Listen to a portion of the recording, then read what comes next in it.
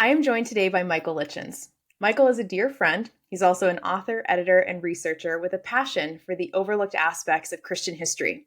He's the former editor of Catholic Exchange and is currently the editor and spokesperson for Sophia Institute Press. Michael, thank you so much for being in my orbit and joining me today on Cupalo Conversations. Thanks for having me, Lauren. I'm really excited to talk about this with you. Yeah, well, I definitely want to talk about, first off, congratulations on your latest Thank book, you. Weird Catholic Handbook. I want to talk about today. Before we dive into that, though, please walk me through your journey. How did you get to where you are today? Through my education and upbringing, I got a really strange attraction to what we put in my biography as overlooked aspects of religious history, but that's of history in general. I'm one of those guys that loves to drive by the side of the road, find an old battle monument, or find a house that everyone says is haunted, or I've taken people to a lot of places where I'm like, yeah, something happened here in 1857. We should talk about it. So that's something that I've always been fascinated by. And in the last couple of years, when I wanted to write a book, didn't have any idea what I wanted to write about, except I had a faint idea I wanted to write about ossuaries, which are bone churches, because I'm very fascinated by them. I think they're misunderstood, and the tour guides are the worst when trying to describe them because they always tend to describe them as Halloween Catholic attractions or something like that. And I'm always like, well, there's a little more to that. Can we talk about that part? And I realized there was a lot about not just in American Catholicism, but world Catholicism that gets overlooked or dismissed even by fellow Catholics. Because when we don't understand something, it's very much instinctual to just go, probably not important and move on. And I'm hoping through this that people can kind of slow down and go, well, maybe there's something to this. Someone else found it important. Yeah. Well, and I'm so glad because I do think there's a lot that is misunderstood. I had one experience in a bone church in Milan that left me very freaked out, and there was no tour guide. I paid some man at the door who might not have even been affiliated with the Yeah. church, Oh, he and then we is. went in. I know that church well. It's my favorite ossuaries. Well, good. Well, I'm glad to talk about that today. So, before we dive in further, who is this book for? Is this just for the practicing, believing Catholic, or is this also for the skeptics out there? It's for the skeptics. It's for anyone who enjoys a good story. It's definitely for people who love to get into the nitty gritty of history as well. So if you're the sort of person who will hear a story no matter what it is, but wants to know further from that, it's one thing to say the facts of history, but to get into the stories, especially of everyday people, that's kind of who I'm aiming for, is anyone who just wants to learn a little bit more and maybe find themselves going, huh, that is weird, but also kind of cool. Even being a man of faith, are there any of the peculiarities and oddities that we're going to talk about today contained within your book that have still left you puzzled, unsure, given Oh you gosh. pause? Yeah. Oh, absolutely. And like the first time I visited an ossuary, one of those great bone churches, I was expecting a Halloween attraction. I was a student in Rome. I wanted to go see creepy skeletons because I love horror movies. I'm one of those guys who makes October an entire holiday dedicated to horror movies. So I wanted to go see it.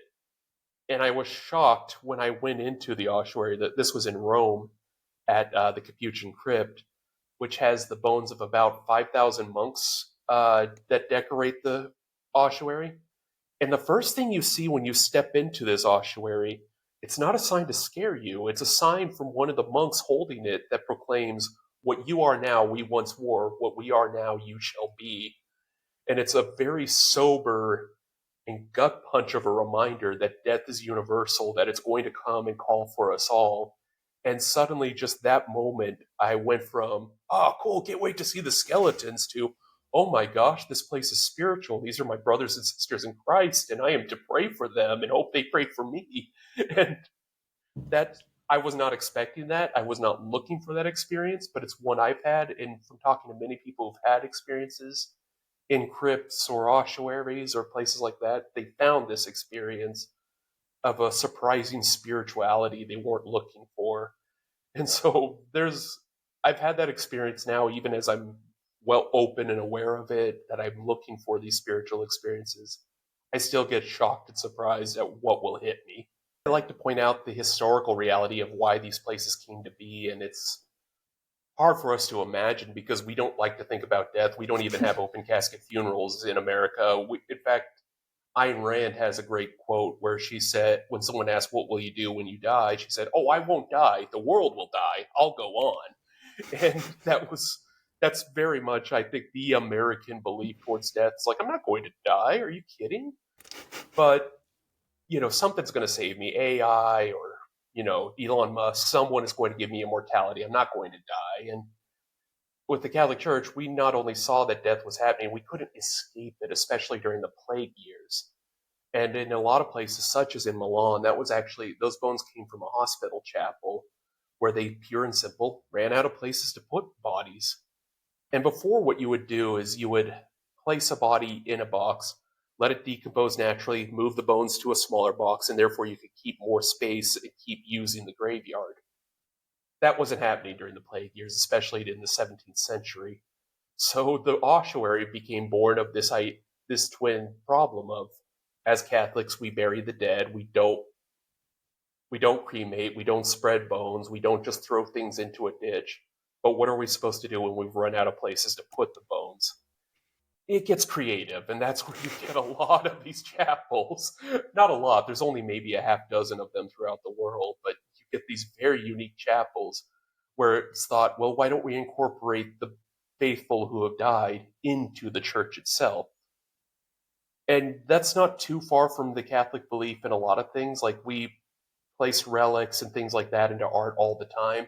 But with the bone churches, it's a lot more in your face and frankly shocking. Like, there's no other way to it. And Yeah. I would say the reminder for me that goes through is, where else would you want to be buried if not in a church if you're a faithful Catholic? It can seem to us like really strange, again, because we don't like to think of ourselves as dying as modern Americans. But if we have to die, where do I want people to remember me for? Probably in a church where they can remember my time and also remember to pray for me so that whatever happens in the afterlife is going to be hopefully happy. Yeah. Speaking of relics, because you touched on this and the death of the Mm-hmm. faithful, let's talk about saints and relics. What is a saint? What is a relic? And what are the ones that we should know about? Yeah, so a saint in its barest definition is just anyone who has made it to heaven, anyone who has established a friendship with God that when they died, they're justified to be able to come into heaven because they are considered holy, because they are considered people who are showing us the way to get to heaven, the way to a happy life. Their bones, inherited from our Jewish forebears, their bones, their objects, things like that suddenly become holy in and of themselves. And so we have what's called first class relics. That's things like bones, hair, teeth, things of that nature. But we also have second and third class relics. And those are the personal objects that belong to the person. So this is where things like, the robes of St. Francis of Assisi I got to see not too long ago, or the the clerics of a priest who was particularly holy. And those are, also considered relics. But obviously the most famous ones are like, the jawbone of St. John or the tooth of St. Ignatius, which is in a church in San Clemente here in Rome, and things like that. Let's talk about incorruptibility, because that's something that Oh, is not, again, a common process in life. So, walk me through incorruptibility. And again, for you specifically, is there anything that has stood out to you as particularly shocking or still a peculiarity? yeah. So incorruptibility is a fascinating one in that I'm still kind of shocked by it because it's so strange. I touch on it in the book, but we had a recent case of possible incorruptibility in the United States with a woman by the name of Mother Wilhelmina, who was a abbess in Missouri, in far backwoods Missouri, like the sort of place where you don't expect Catholic miracles to suddenly happen like this. But what it is the preservation of a saintly body to a point where the person almost looks like they're sleeping rather than they've been, in the case of Mother Wilhelmina, dead for over 10 years. And this has, for the Catholic Church to accept incorruptibility, which they're not keen on doing, especially in modern times, there has to be zero explanation. So you can't be a crypt where all bodies just naturally preserve, something I also talk about in this book. There are just some crypts where, for reasons, because of the alkaline stones, the cool air, and things like that, Oh, bodies just mummify naturally. oh. And they're fascinating places. Don't get me wrong. I've seen a couple of these crypts where bodies just naturally mummify, and it is really, from both a scientific and religious standpoint, fascinating stuff to see. But in Incorruptibles, there has to be no further explanation than the miraculous, so there can't be any mummification or preservatives or anything like that used. And then the church may rule that it's incorrupt. And I talk about in this book one scientist in the 70s who spent time studying several incorrupt bodies in Italy, and he found the explanation for some of the incorrupts, such as Margaret of Cortona and others who seem to have gone through a period of mummification by their followers. But then he found other bodies where there was no explanation that could explain why they were preserved. And so the Catholic Church in its heyday would have considered it a miracle, and still does to some extent, even though they're a little more nervous about talking about it. And having seen a couple incorrupt bodies, it's a strange one. Like, they really do look like they're sleeping and that they might wake up at any moment. One non-Catholic writer, Elizabeth Harper, I thought she put it very well. It's like almost seems like they're so holy and found such the key to happiness that death itself can't corrupt them. And that's the only way it feels. Juxtaposed to what you were describing about the beautiful and sobering reminder of our mortality as Mm-hmm. experienced through an ossuary, why would bodies be incorruptible? Why, what would be an explanation for that, if not, From again, a reminder of mortality being sort of now maybe not a thing? for the Catholic perspective, it's kind of a preview of what the resurrection is going to be like. As Catholics, we believe that at the end of time, when Christ returns and judges all of humanity, the bodies and souls of the departed will be reunited and people will literally rise from their graves. And we believe that they'll be made whole again to some extent, that they'll be made to look like themselves, like they looked in life, and that will be part of their heavenly glory, that they look human again. And so incorruptibility is almost a little preview of that, where suddenly death is not able to corrupt people anymore. St. Paul says in one of his, I think it's Ephesians, that death has lost its sting, and now the dead can walk and talk again. And so it's, from a Catholic standpoint, it's kind of a preview of that glory that awaits us. Speaking of the dead walking and talking again, let's talk about some ghost stories here. Yes, So, it's about the I right time for it. Yeah, well, and I would love to understand it outside the lens that Hollywood typically has portrayed both ghost stories. And then I would love to also talk about exorcisms kind of hand in hand. So, what are some of your favorite ghost stories? And Oh let's also then get gosh. into exorcisms. I only touch on it briefly, but I love ancient and medieval ghost stories, especially because it's kind of fun to see what somebody in the 6th century or the 14th century thought of ghosts and how they compare to our conception of ghosts. And so I love those. Most famously, Saint Gregory the Great, who was a pope in the 7th century, had a couple stories about ghostly purgatorial spirits that interacted with the living, including one where a deceased deacon appeared to the living in a bathhouse to ask for prayers so he could get out of purgatory. And then there's a bunch of great medieval ghost stories that carry that same theme over and over again, that usually these ghosts are looking for favors from the living. Typically, how do I get out of purgatory? Come on, help me here. Wow. But my favorite ghost story is actually a more modern one, and it comes from the 1790s, called the Wizard Clip. This took place in Middle Way, West Virginia, what's now West Virginia.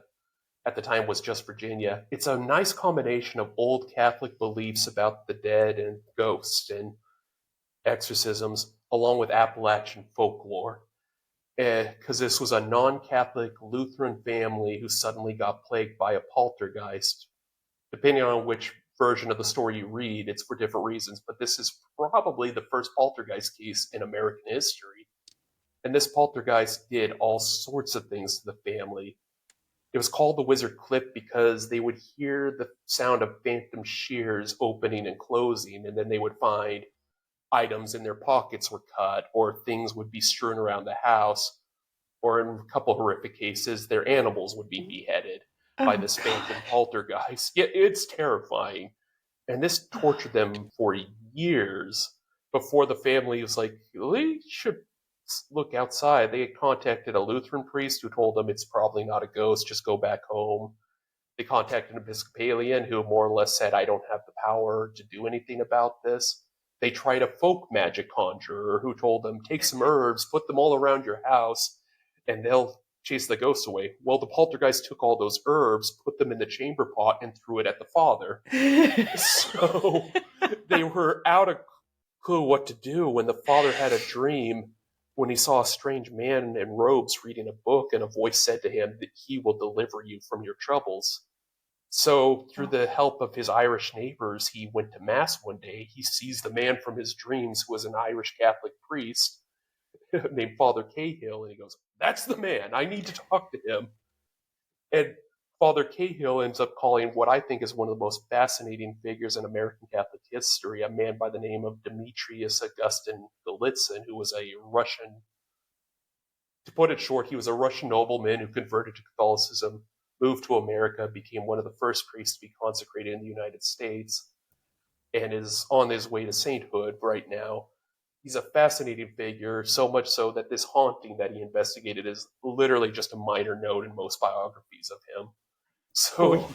very fascinating figure, but he comes into it, and the case kind of disappeared for a while. Like, it was known in local folklore and in a couple circles, but a lot of people forgot about it. And the haunting, I'm just covering the very bare bones surface because it went away after the exorcism, but new things started. Namely, the family got visited by angels and purgatorial spirits, and were Oh. instructed in the Catholic faith by a entity called the Voice, which was a purgatorial spirit that felt the need to tell them what life was like in the afterlife and things like that. So it's a bizarre haunting, and I love it. How do you feel watching? Speaking of, I mentioned the sort of Hollywood also seems to have a Yes. fascination for exorcisms. One, do you have a favorite movie about Mm-hmm. exorcisms? What would that be? Ooh, that's a in terms of pure entertainment, I thought The Exorcism of Emily Rose did a great job of balancing entertainment and showing what an exorcism looks like. Obviously, The Exorcist is one of the best horror movies ever made. It still gives me nightmares, but Yes. it's a little, it's trying to scare you as much as it can. So it's not what some exorcists watched it, including Father Gabriele Amorth, who found that, yeah, it was fairly accurate, just overstated the harm Wow. demons can do. Wow. Do you ever get worried exposing yourself to some of these less than wholesome topics and subject matters? Do you ever worry about opening yourself up to the evil? Constantly. Mostly because I'm of the opinion that you should leave things like the dead or the demonic alone. G.K. Chesterton has a great phrase of like, trying to remember the exact way he phrased it, but he said something like, I believe in spirits so much that I would like to leave them alone, for I am myself a spirit and don't think they're very interesting. And that's kind of where I get to. I think we should, whether you believe in ghosts or not, it's like some things we just should leave alone and let them be.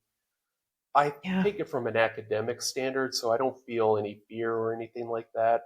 I'm not I'm not a kid with a recorder in a haunted house trying to taunt the ghost to come harm me, which I very few things make me want to see a ghost harm someone than seeing that. But Yeah. Well, from an academic lens, though, have you yourself ever truly been afraid in the study, meaning that this even exists? I mean, a lot of people don't want to think about death, let alone when death comes to your doorstep in these sort of mm-hmm. ghoulish forms. Have you felt fear even just in the reality that you've learned it exists? Very much so. One of the scholars I got to research for this book, M.R. James, who also wrote the best horror stories of the 20th century. He had a ghost story called A Warning to the Curious, and that's exactly what it is. This is a warning to anyone who's maybe letting their imagination or curiosity take them to want to seek out these things. And I definitely have felt like that fear. I never felt it really until, to give a personal story, when I was promoting a book by Father Gabriele Amor, I found that weird things kept happening around me anytime I tried to talk about him, like to a point where I was on a nationally syndicated show, Mancow Live in Chicago.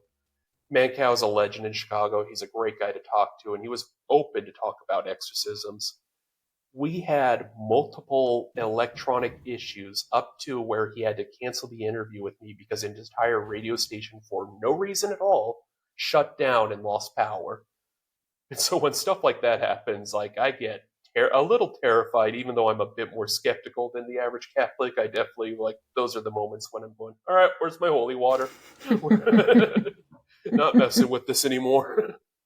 Do you think that there is some truth to the fact that as we've evolved, we've taken some of the ghost out from the closet or under the bed because we have even the ability to have light and information available to us? Something very basic we don't often think about. Yes and no. Like I think because we've been able to explain a lot of things, we're a little more confident that we've explained everything, or at least been able to explain away everything. But I was actually looking at stats not too long ago showing, like, especially since 2020, because of the uncertainty those years brought us, suddenly the number of people who are going to church, consulting mediums, getting involved in the occult, any matter of spiritual things from traditional to non traditional, has gone way up. And and a lot of scholars are not sure how to explain it because, especially the post war boom was supposed to chase away ghosts. That's when materialism got, you could buy a house for 3 raspberries like our parents did or whatever. Materialism was supposed to take over everything and conquer. That hasn't been the case as much. And I think as we're seeing the uncertainty rise, we're seeing that there's something almost human about a fear of the dark or a fear of the unknown. And we've been able to pretend it's gone away because, again, the post-war boom was so great for everyone that we can pretend it's something in the past. But as we see with the rise of uncertainty, suddenly people want the certainties of spirituality again.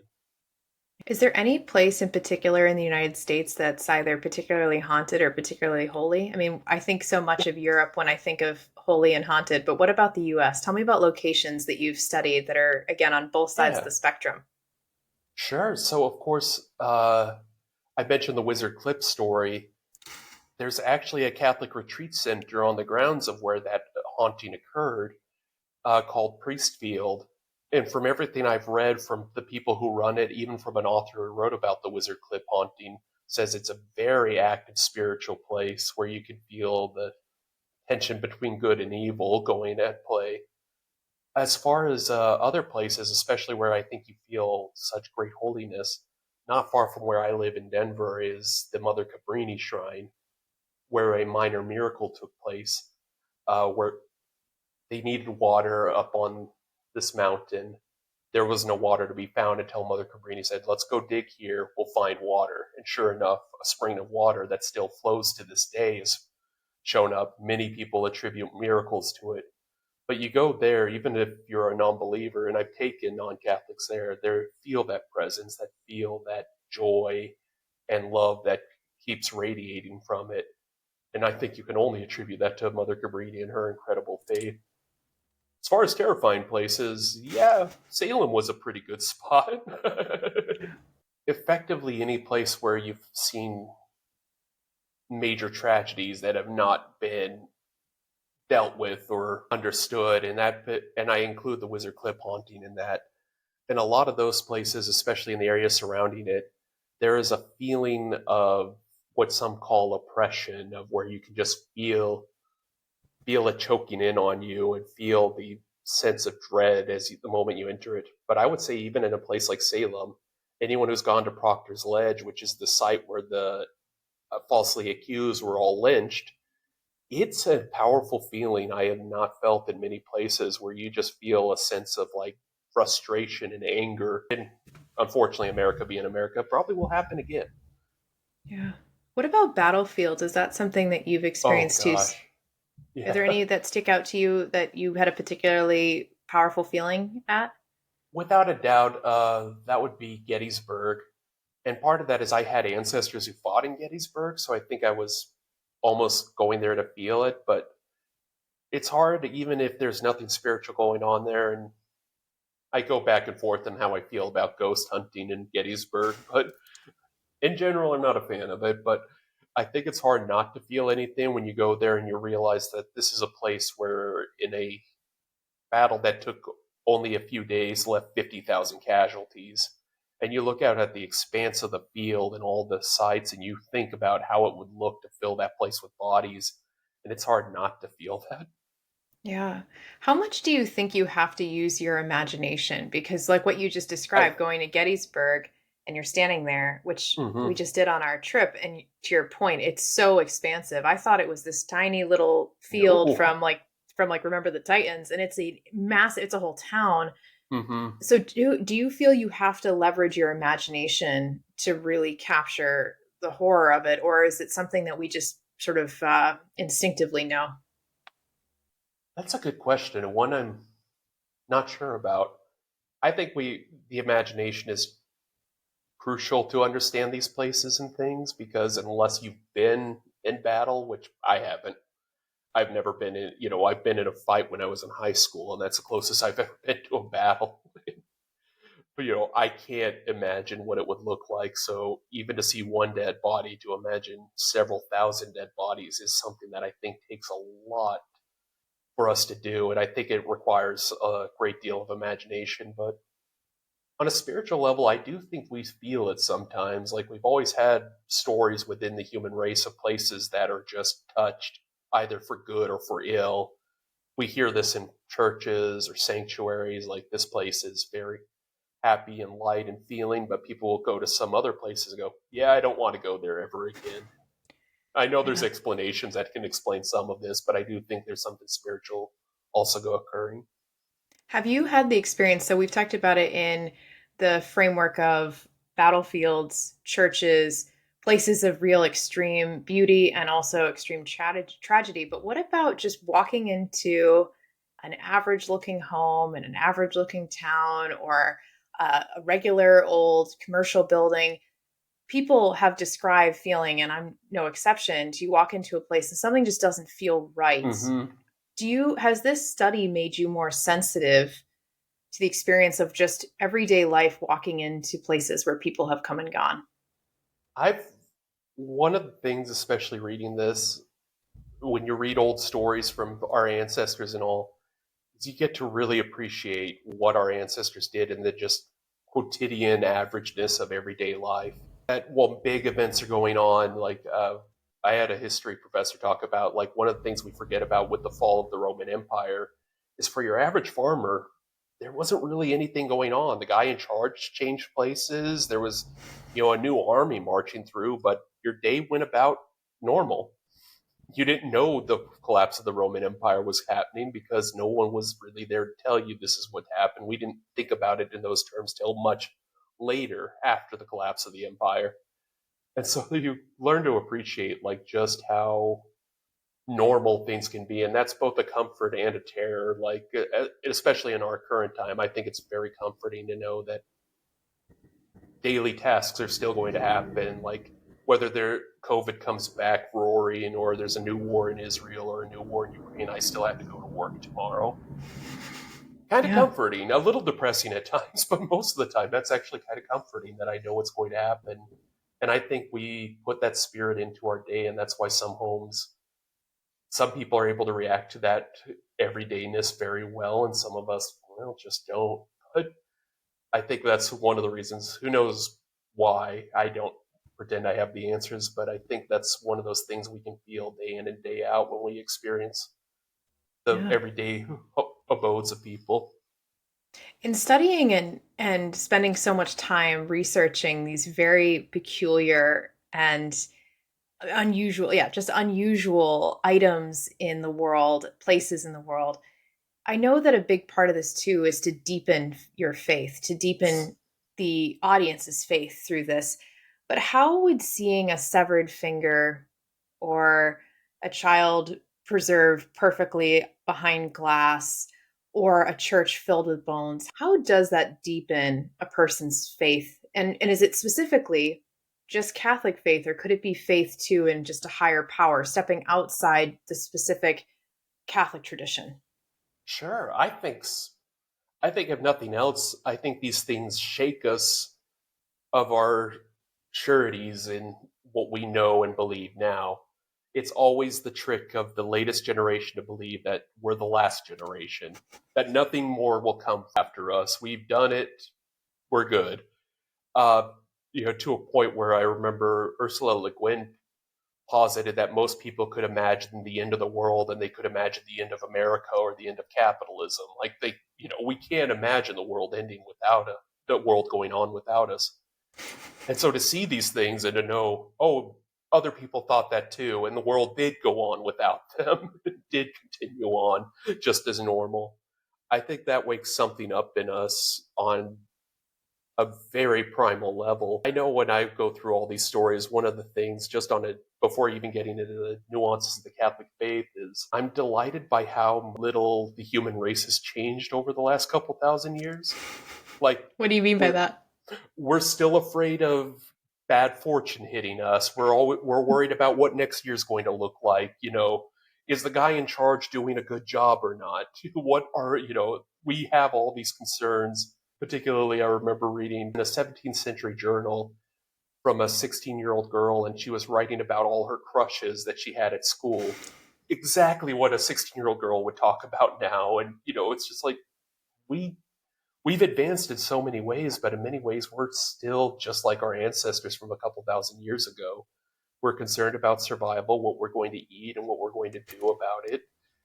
And that's, for me, is a really weirdly comforting thing. It may not sound so comforting to other people, but for me, that's a delight to know because, like so many people, I get caught in these loops of reading the news and getting dejected and depressed because, okay, what are the idiots going to do tomorrow? What war's going to erupt? And what diseases are going to come around?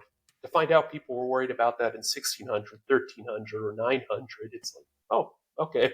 So we just have more access to the news than they did. So it Yeah. feels a lot bigger, but we're so eerily similar in that we have hopes, dreams, aspirations.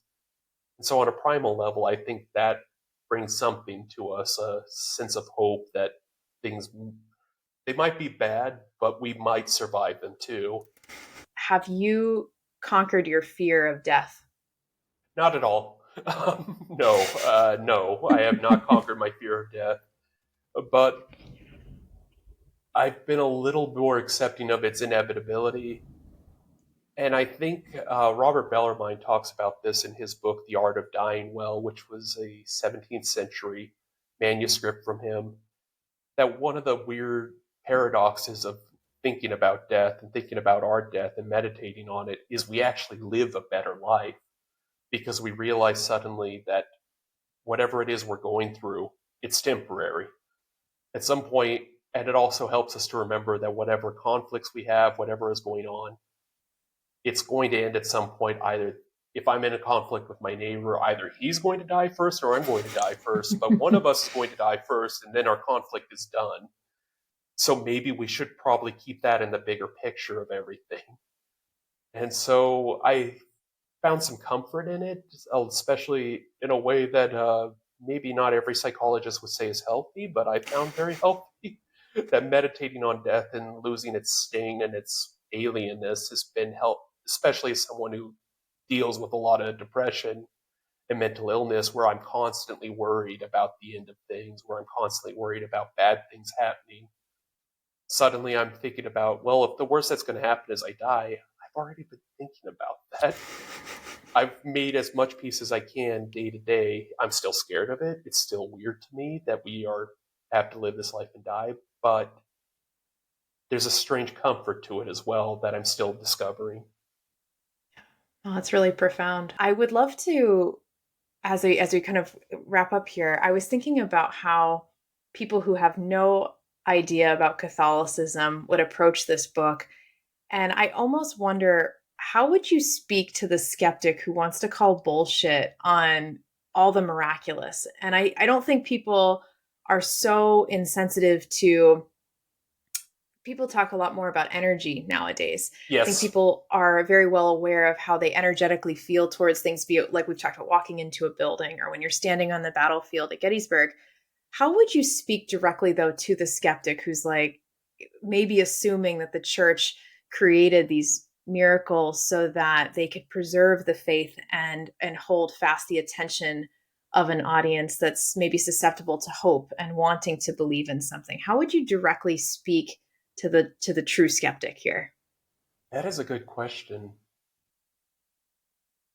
I yeah, I don't spend a lot trying to. I go through some of the science in this book of what behind the things we talk about, but I don't spend a lot of time in the skeptical frame of mind, not because I don't think it's worthy. I think we should be skeptical of these things, and it's good to ask questions and ask follow-up questions.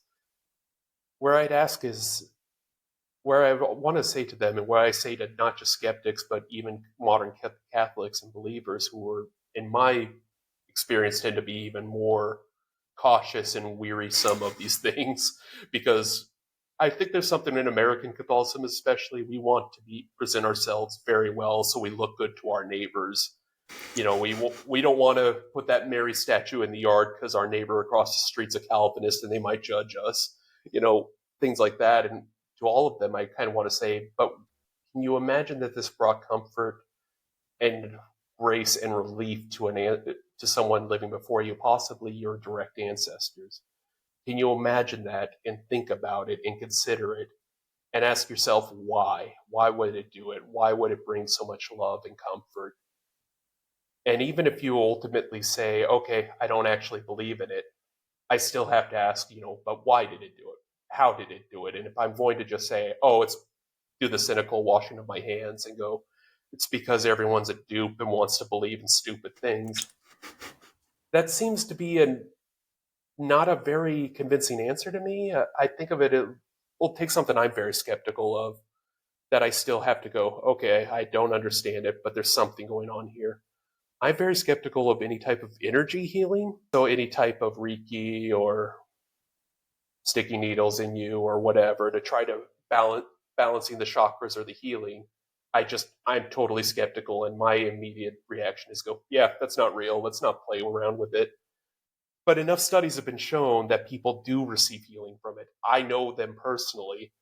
Friends of mine who are fellow chronic pain sufferers who have the exact same back problems I have will go to a chiropractor or someone like that who is practicing some forms of energy.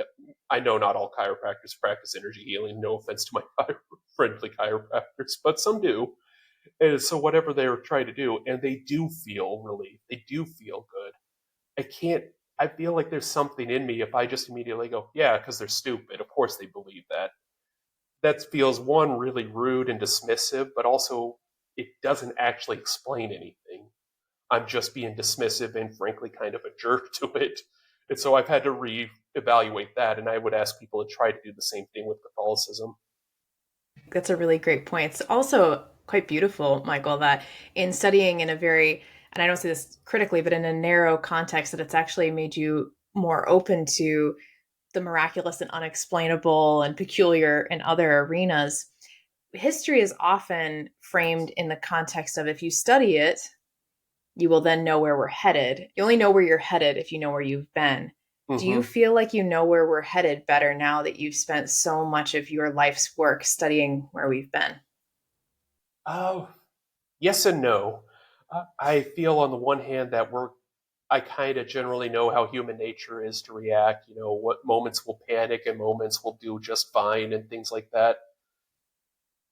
But I'm also constantly surprised at everything because I make the same fallacy that everyone makes, which is the assumption that, oh, we know more because we're in the future. We know far more and we're going to do so much better. The next time a plague comes around, we're going to handle it well. We'll wash our hands and make sure everything's great.